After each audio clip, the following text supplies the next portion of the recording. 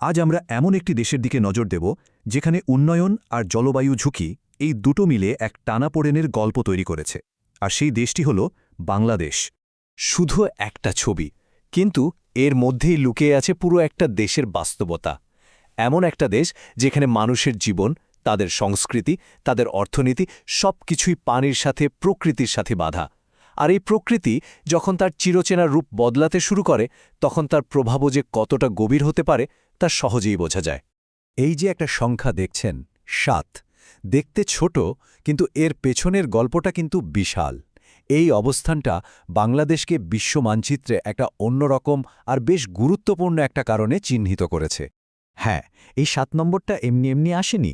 Global climate risk index অনুযায়ী গত ২ দশকে চরম আবহাওয়ার কারণে যে দেশগুলো সবচেয়ে বেশি ভুগেছে, বাংলাদেশ তাদের মধ্যে ৭ নম্বরে। মানে এই অবস্থানটাই চোখে আঙুল দিয়ে দেখিয়ে দেয় ঝুঁকির প্রথম সারিতেই দেশটির বসবাস। তো এই বিষয়গুলো নিয়েই আমরা এক এক করে কথা বলবো। চলুন শুরু করা যাক। প্রথমেই দেখা যাক বাংলাদেশের এই অর্থনৈতিক অগ্রযাত্রা আর পরিবেশের এই ঝুঁকি, এই দুটো বিষয়ে আসলে কিভাবে একসাথে চলছে। ব্যাপারটা বেশ অদ্ভুত, তাই না?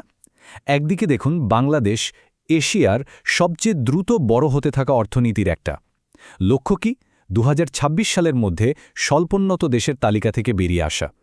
আর ঠিক তার উল্টো দিকে এটাই পৃথিবীর সবচেয়ে ঘন বসতিপূর্ণ আর নিচু বদ্বীপবনের একটা। জলবায়ু পরিবর্তনের সব বড় বড় হুমকি ঠিক এর দরজায় কড়া নাড়ছে। মানে একদিকে এগিয়ে যাওয়ার চেষ্টা, আর অন্যদিকে পেছন থেকে টেনে ধরার একটা অদৃশ্য লড়াই চলছে। আচ্ছা, আমরা যখন জলবায়ু পরিবর্তন বলি, তখন মনে হয় যেন এটা একটাই সমস্যা, কিন্তু ব্যাপারটা মোটেই তা নয়। চলুন দেখি বাংলাদেশের এক একটা অঞ্চলে এই ঝুঁকির চেহারাটা আসলে কতটা আলাদা। এই টেবিলটা দেখুন, কি অবাক করা একটা ব্যাপার, তাই না? যেমন ধরুন, সারা দেশে বন্যার গড় হার প্রায় ৩৪%, অথচ বরিশাল বিভাগে সেটা মাত্র ৫%-এর মতো। আবার অন্যদিকে দেখুন ঘূর্ণিঝড়, জাতীয় গড় যেখানে ২১%, সেখানে বরিশালে একাই ৭৮%-এরও বেশি। মানে কি দাঁড়ালো? এক এক অঞ্চলের লড়াইটা কিন্তু এক এক রকম। তার মানে আমরা ঝুঁকির একটা ম্যাপের দিকে তাকাচ্ছি, যেটা অনেকটা মোজাইকের মতো। দেশের দক্ষিণে ঘূর্ণিঝড়ের দাপট, নদী তীরবর্তী এলাকাগুলোতে বন্যার ভয়, আবার উত্তর পশ্চিমাঞ্চলে খরার হাহাকার। বুঝতেই পারছেন, সবার জন্য এক সমাধান এখানে কোনোভাবেই কাজে দেবে না। তো এই যে ঝুঁকির কথা বললাম, এগুলো তো শুধু কাগজে কলমের পরিসংখ্যান নয়, এর একটা মানবিক আর অর্থনৈতিক মূল্য আছে। চলুন সেই দিকটা একটু দেখি। এই চার্টটা দেখলেই বোঝা যায় জলবায়ু পরিবর্তনের ধাক্কাটা দেশের অর্থনীতির ওপর কতটা বড়। শুধু বন্যার কারণে ক্ষতি হয়েছে প্রায় ১৪,০০০ মিলিয়ন টাকারও বেশি। এরপরেই আছে নদী ভাঙন, ঘূর্ণিঝড়। এগুলো দেশের উন্নয়নের বাজেটের ওপর যে কী পরিমাণ চাপ তৈরি করে তা সহজেই অনুমেয়। আর ভবিষ্যতের ছবিটা, সেটা আরও ভাবনার। এই যে একটা কথা বলা হচ্ছে, ২০৫০ সালের মধ্যে কৃষিখাতের জিডিপির প্রায় ১/৩ হারিয়ে যেতে পারে।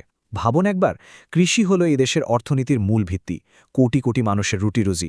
সেই খাতের ১/৩ ঝুঁকির মুখে পড়ার অর্থ হল এর সামাজিক ও অর্থনৈতিক প্রভাব হবে খুবই গভীর।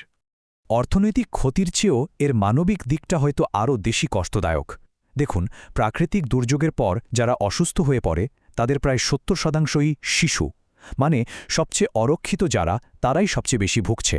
অন্যদিকে যারা পরিবারের জন্য আয় করে, সেই কর্মক্ষম প্রাপ্তবয়স্করা, তারাই আবার সবচেয়ে বেশি শারীরিক আঘাতের শিকার হন। এর ফলে শুধু একটা পরিবার নয়, পুরো দেশের কর্মশক্তি কিন্তু ক্ষতিগ্রস্ত হয়। তাহলে প্রশ্নটা হলো, এই যে বর্তমান পরিস্থিতি, এটা বাংলাদেশের ভবিষ্যৎ উন্নয়নের যাত্রাকে কতটা ঝুঁকির মধ্যে ফেলছে?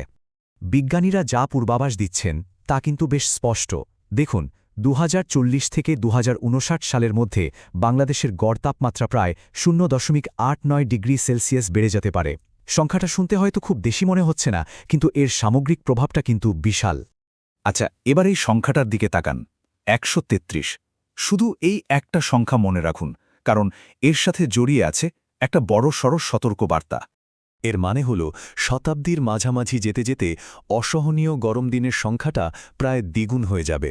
ভাবুন, যে সময়ে বছরে প্রায় ৭০ দিন মারাত্মক গরম থাকত, তখন ১৩৩ দিনেরও বেশি সময় ধরে এই অবস্থা চলবে।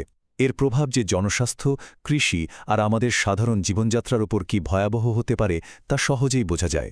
এখন প্রশ্ন হল, এই সব কিছুর সাথে দেশের উন্নয়নের কি সম্পর্ক? সম্পর্কটা বেশ গভীর। দেখুন, জাতিসংঘের একটা সূচক আছে, নাম ইভিআই বা ইকোনমিক ভালনারেবিলিটি ইন্ডেক্স। সহজ কথায় একটা দেশ কতটা ঝুঁকিপূর্ণ তা মাপা হয় এটা দিয়ে। স্বল্পোন্নত দেশ থেকে বের হতে হলে এই সূচকে স্কোর থাকতে হয় ৩২-এর নিচে, আর বাংলাদেশ কিন্তু অসাধারণ কাজ করে স্কোর নামিয়ে এনেছিল ২৪.৮-এ। এটা অনেক বছরের চেষ্টার একটা বড় সাফল্য। কিন্তু আসল প্রশ্নটা হলো, জলবায়ু দুর্যোগ যদি এভাবে বাড়তেই থাকে তাহলে এই যে ঝুঁকির স্কোর, এটা কি আর একই জায়গায় থাকবে, নাকি বহু কষ্টে পাওয়া এই সাফল্যটাই আবার ঝুঁকির মুখে পড়বে? তবে শুধু সমস্যার কথা বলে তো লাভ নেই। আশার কথা হল বাংলাদেশ কিন্তু হাত গুটিয়ে বসে নেই, সমাধানের পথেও অনেক দূর এগিয়েছে। চলুন এবার সেই ঘুরে দাঁড়ানোর গল্পটা শুনি। এটা বলতেই হবে যে সব প্রতিকূলতার মধ্যেও বাংলাদেশ অভিযোজন বা অ্যাডাপ্টেশন পরিকল্পনায় পুরো বিশ্বের কাছেই একটা উদাহরণ। National adaptation programme of action কিংবা শতবর্ষী বাংলাদেশ ডেল্টা প্ল্যান ২১০০র মতো যুগান্তকারী পরিকল্পনাগুলো কিন্তু সেই নেতৃত্বেরই প্রমাণ দেয়। তাহলে একটা জলবায়ু সহনশীল ভবিষ্যতের জন্য ঠিক কি করা দরকার? বিশেষজ্ঞরা মূলত ৪টা মূল পথের কথা বলছেন। প্রথমত, সরকারি বিনিয়োগ বাড়াতে হবে। দ্বিতীয়ত, স্থানীয় পর্যায়ের উদ্যোগগুলোকে আরও শক্তিশালী করতে হবে। তৃতীয়ত, আন্তর্জাতিক সম্প্রদায়ের কাছ থেকে ক্ষয়ক্ষতির জন্য ন্যায্য অর্থায়ন নিশ্চিত করতে হবে। আর সবশেষে যত দ্রুত সম্ভব পরিবেশ বান্ধব বা ক্লিন এনার্জির দিকে ঝুঁকতে হবে। এই কটা পদক্ষেপই কিন্তু ভবিষ্যতের ভিত্তিটাকে আরও মজবুত করতে পারে। সুতরাং শেষ প্রশ্নটা এখানেই এসে দাঁড়ায়। বাংলাদেশ ঘুরে দাঁড়ানোর জন্য তার ভিত্তিটা তৈরি করেছে, কিন্তু এই বিশাল চ্যালেঞ্জ একার পক্ষে সামলানো কঠিন। এখন দেখার বিষয়, বাকিটা নির্মাণে সাহায্য করতে আন্তর্জাতিক সম্প্রদায় কি তাদের দায়িত্বটুকু পালন করবে? এই উত্তরের ওপরই হয়তো নির্ভর করছে বাংলাদেশের ভবিষ্যৎ পথচলা।